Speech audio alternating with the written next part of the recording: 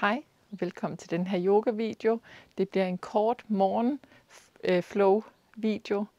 Start stående her på måtten sammen med mig. Lige mærk, at du har god, behagelig afstand mellem dine fødder. Luk øjnene et øjeblik. Mærk dine fodsåler ned mod yogamåtten. Og tag et kort øjeblik her. Mærk, hvordan der føles inde i din krop lige nu. Måske er du lige stået op. Måske det er lidt tid siden. Og det er den her morgenstivhed, der kan være i kroppen, vi skal have løsnet lidt op for. Og åbnet energien til dagen. Samle hænderne foran dig. Tag en dyb indånding. Og en lang udånding. Godt, på indånding, før dine arme tilbage og rundt og op. Samle dem over dig. Kig med op. Stræk længde her. Og så kan du bøje benene, bøje armene på udånding. Fold forover her. Og bare lade kroppen hænge tungt her. Og måske ryste lidt. Og rull op. Hvivl for hvivl. Rull op. Indånding, før armene med tilbage igen. Lad dem mødes over hovedet. Udånding, fold forover. Bøj så meget i benene, du har brug for. Lad hovedet hænge tungt her, og så rull op. Vi tager et par stykker mere. Indånding, før armene tilbage. Lad dem mødes over hovedet. Udånding, fold forover. Indånding, ruller op. Brug hele indåndingen.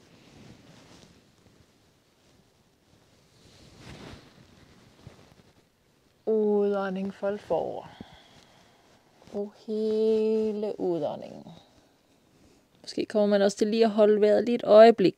Indånding sidste gang.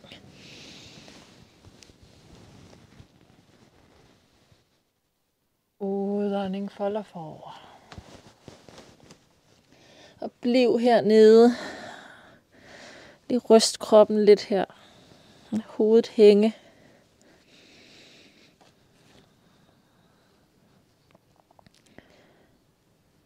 Godt, så kan du rulle op igen. Og rulle skuldrene tilbage. Rul dem lidt her. Godt.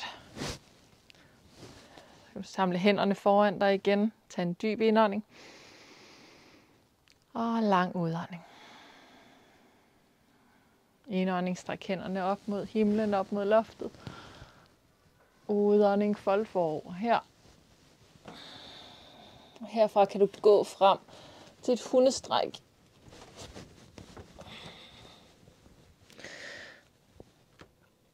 Sørg for, at dine håndflader er solidt godt plantet. Presser ned.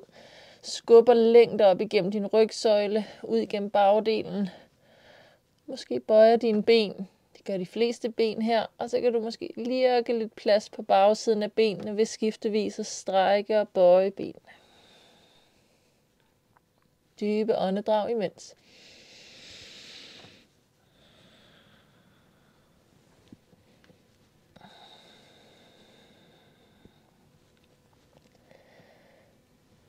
Godt. Herfra kan du bøje dine ben. Sænke dem ned i underlaget. Pege tæerne bagud. Og sænk bagdelen tilbage mod hælene til barnets stilling.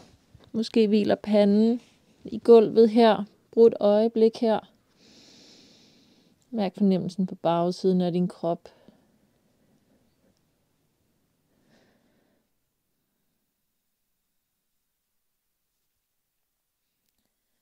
Herfra kan du finde op på dine fingerspidser. Løft lidt med op i armene her. Hvis du ikke kan lide at være på fingerspidserne, så vær endelig på flad hånd. Når vi er på fingerspidserne, så tvinger vi musklerne til at arbejde lidt mere. Så på indåndingen løft op til alle 4. Og på udånding sænk ned igen. Indånding løfter op til alle 4. Og udånding sænker ned igen. En mere. Indånding løfter op. Bliv heroppe. Hold løftet Find ned på flad hånd. Og herfra kan du kigge frem og lade ryggen sveje. Og på udånding kig ind mod kroppen og lad ryggen rund. Indånding svejer, og her lad maven være helt blød. Og på udånding runder og suger navlen op mod rygsøjlen. Gerne luk dine øjne, hvis du ikke allerede har det. Før din opmærksomhed om i rygsøjlen. Mærk din rygsøjle. Hvordan den føles lige nu. Og mærk, hvordan den måske giver sig lidt for hver bevægelse. Godt, tag en sidste her. Når du svejer igen her, så lad det være sidste. Og find til midten, en neutral rygsøjle her. Så kan du finde op og stå på din underben. Skal de have lidt bevægelse for skuldrene. Så du kan tage og strække dine arme ud til siderne. Start med på indåndingen og løft skuldrene højt op, herop hvor de ikke må være. Og så på udåndingen, lad dem falde ned. Godt, kør fremad i cirkler. Store cirkler. Og tag en dyb indånding her. Og en lang udånding. Skifter retning, så du kører tilbage. Måske knirker og knager det lidt. Tag en dyb indånding. Og lang udånding. Stop cirklerne. Lad armene hænge her. Vend håndfladerne frem. Luk øjnene et øjeblik. Og mærk fornemmelsen i din krop her. Hvordan der måske begynder at komme lidt mere liv, lidt prikken rundt omkring. Godt. Vi skal ned for alvor og vække kroppen med lidt blide bagoverbøjninger, så du kan komme ned og ligge på maven.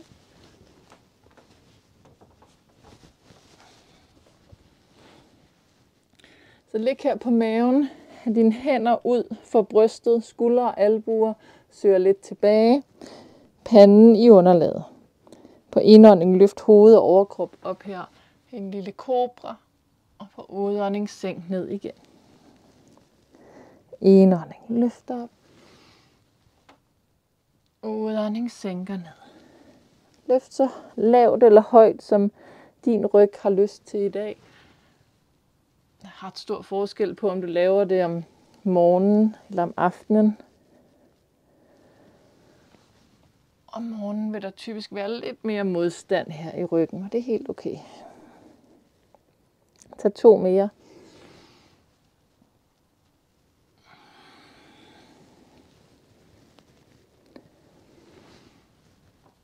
Og når du sænker ned igen, så læg dine hænder her under panden. Og hvil kroppen et øjeblik her. Og mærk forsiden af din krop ned mod yogamåtten. Hvordan det føles her. Du kan bøje dine ben, så underbenene peger op mod loftet. Og herfra kan du bevæge benene sådan lidt blidt fra side til side. Og løsne lidt omkring lænden.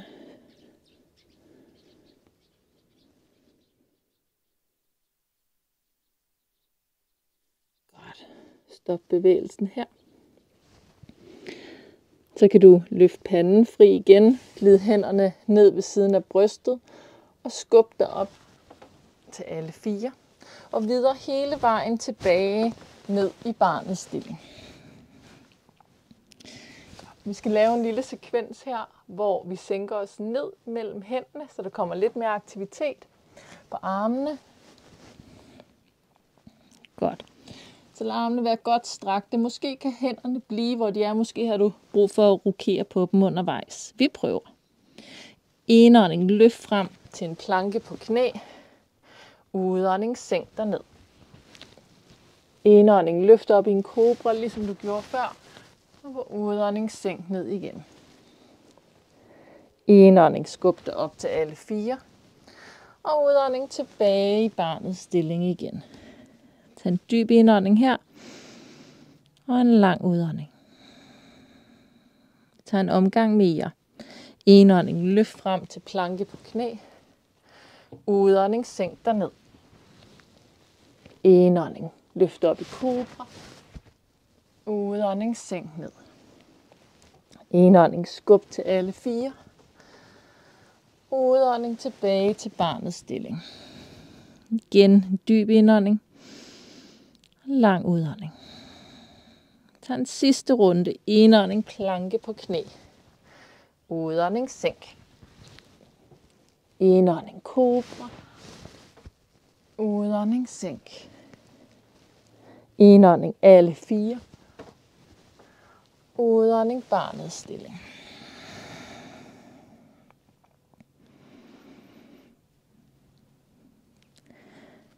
Godt. Herfra må du finde om og ligge på ryggen. Så find ned og lig. Og du kan starte med bøje dine ben ind over kroppen.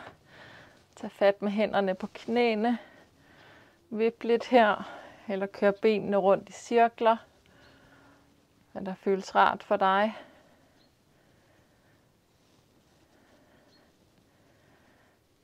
Godt, vi laver lidt liggende øvelser her. Det kan være dejligt blidt her om morgenen. Land dine fødder ned med god afstand imellem. Og stræk armene bredt ud til siderne her. Tag en dyb indånding. Og lang udånding. Lad benene søge over mod højre, blikket mod venstre. Indånding til midten. Udånding, ben mod venstre. Kig mod højre. Indånding til midten. Udånding modsat. Godt. Indånding midten. Udånding modsat. Vi sætter lidt mere power på den her, så du kan løfte dine ben her, ligesom før. Hold dem løftet, bøjet, cirka 90 grader. Tag armene her, som om du holder om en stor badebold. Tag en dyb indånding. Og så på udånding, før benene mod højre igen. Armene mod venstre, for at støtte balancen. Indånding her til midten. Udånding, ben mod venstre, arme mod højre. Ja, mærk rygsøjlen her. Der bliver lirket blød. Mærk kernen, dine mavemuskler, hvordan de bliver udfordret. Ja. Godt. Når du er ude her mod højre igen, så bliv herude.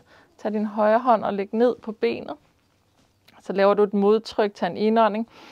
Og på udånding presser hånden ned i benet, og samtidig presser benet lidt op i hånden. For lige at tænde musklerne rigtigt her. Og på indånding, slip op til midten. Udånding modsat. Venstre hånd ned på benet. Indånding. Og presser sammen med udåndingen.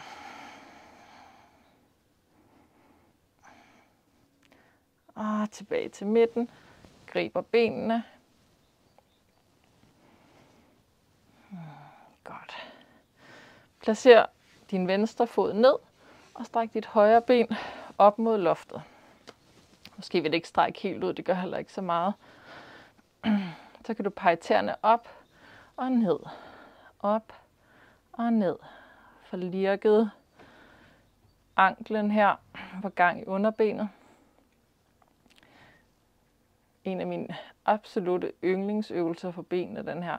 På indånding, pege hælen op mod loftet. Tag en dyb indånding. Og sammen med udånding sænker benet ned. Lad det lige svæve over underlaget. Og på indånding løfter op igen. Udånding sænker ned. Indånding løfter op. Godt. Når benet igen peger mod loftet, så stop her. Og tag en cirkler her med højre fod. Og modsat retning. Godt, stop cirkelbevægelsen. Sæt foden ned. Og vi tager venstre. Stræk venstre ben op. Foden op og ned. En pumpebevægelse. Ja, stop pumpebevægelsen. Stem hælen op. Dyb indånding her. Og sammen med udånding sænker benet ned. Lige svæve. Indånding op. Udånding sænk. Indånding. Og udånding. Godt. Når benet peger opad igen, så stop her. Og tag en cirkler med venstre. Måske hvis du ikke er vant til at lave den her øvelse, så kan der godt være forskel på højre og venstre. Og modsat.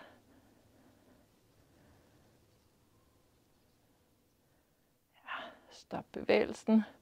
Og sæt foden ned igen her. Godt. Vi tager et par dejlige blide stræk her.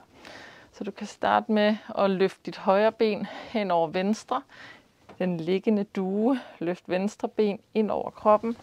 Og hvis du kan, så flet hænderne her bag ved låret.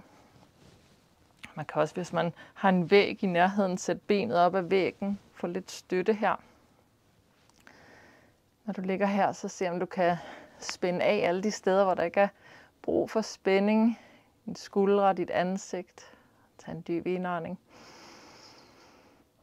Og lang udånding.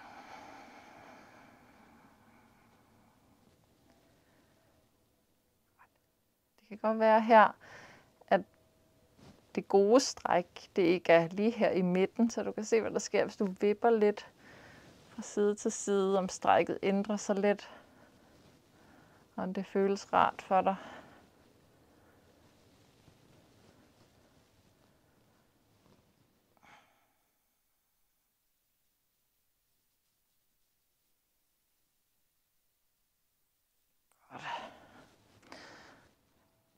Lad benene blive, hvor de er, men langsomt slip grebet om låret, og så i stedet for at tage din venstre hånd op på venstre knæ, stræk højre arm ud til siden. Vi fortsætter ud i et twist her, tag en dyb indånding.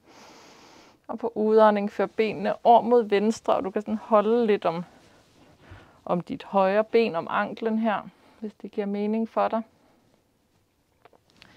Lad blikket søge over mod højre, tag en dyb indånding. Og lang udånding. Og lad kroppen synke ned i twistet her.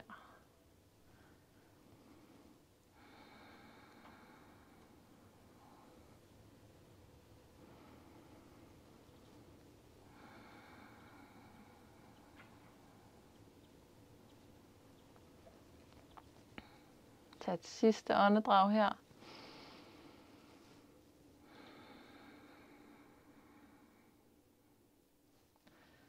Du slippe grebet om højre ben, og løft højre ben ind mod midten og mærk, hvordan resten af kroppen følger med.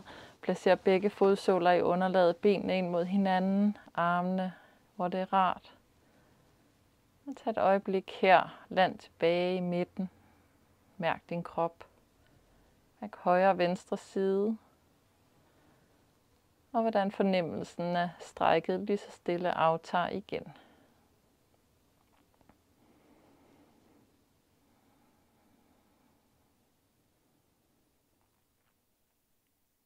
Vi skal have den anden side. Placer begge fodsåler i underlaget. Løft venstre ben hen over højre, så anklen ligger lige hen over benet. Løft højre ben ind over kroppen og grib med hænderne om højre lår. Igen lige mærk, at du kan slappe af i dine skuldre, dit ansigt. Tag et dybt åndedrag her.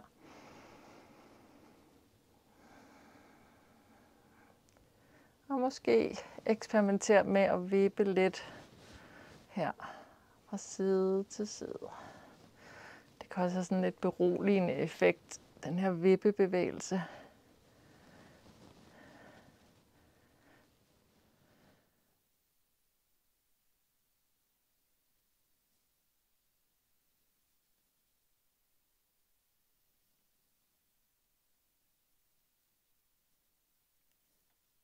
Tag et sidste åndedrag her i strækket. Og så skal vi videre ud i twistet, så benene bliver, hvor de er. Lige så stille, slip grebet med hænderne, og tag din højre hånd, placer op på højre knæ.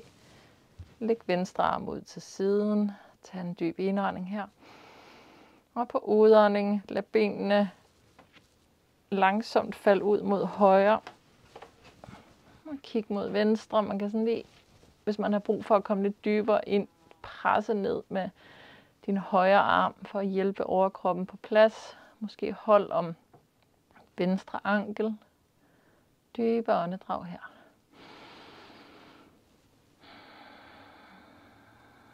Og måske mærker du, at der er forskel på siderne. Det gør ikke så meget, hvis der er det. Det kan bare være interessant at observere. Det er i hvert fald meget naturligt, hvis der er det. Dybe åndedrag. Tillad kroppen at synke ned i underlaget sammen med udåndingen. Bare giv slip i musklerne. Giv slip i at holde. Så kroppen kan få lov til at komme ind i strækket her.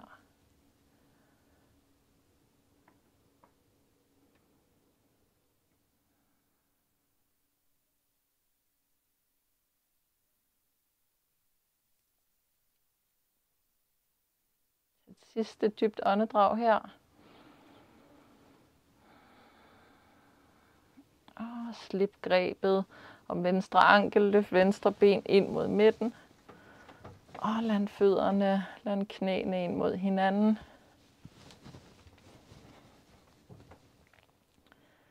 Mærk fornemmelsen i din krop for strækkene. Og hvordan de lige så stille aftager igen. Så kan du igen bøje benene ind over kroppen. Og lige vippe lidt her fra side til side. Mærk, hvordan din ryg har det. Vi skal lige have lidt gang i energien, så mærk efter, om din ryg er okay med, at vi ruller her på den lange led. Så for at gøre det, så tag fat bag ved lårene, bag ved knæene, og så lige så stille. Begynd at rulle her på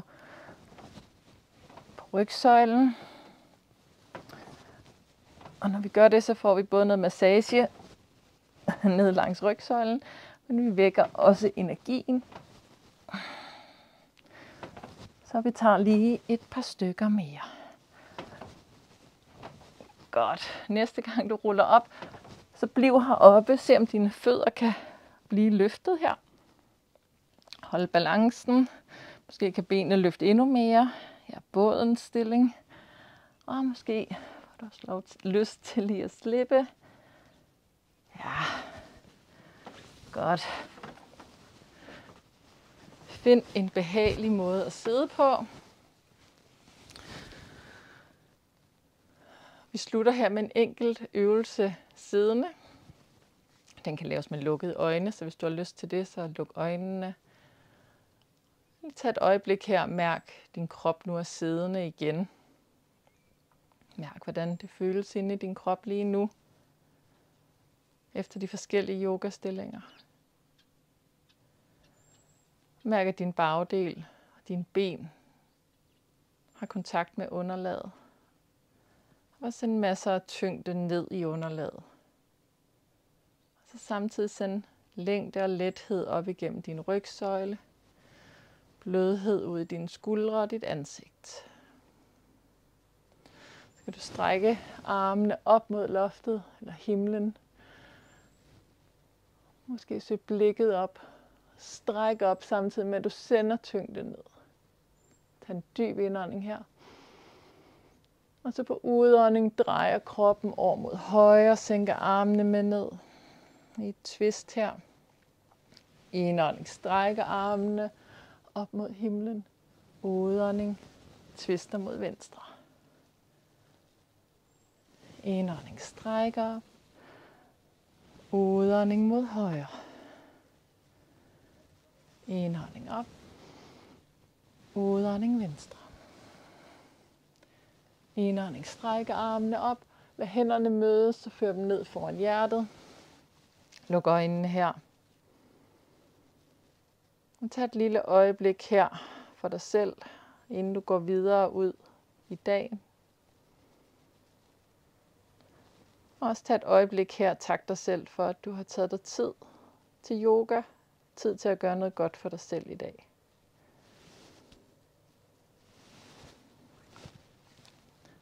Læg dine hænder på benene. Og hvis du har lyst, så sid endelig et øjeblik mere her. Ellers vil jeg bare sige tusind tak for nu. Glad for, at du havde lyst til at se med så længe. Endelig like videoen, abonner på min kanal, så får du besked, når der kommer nye videoer. Vi ses.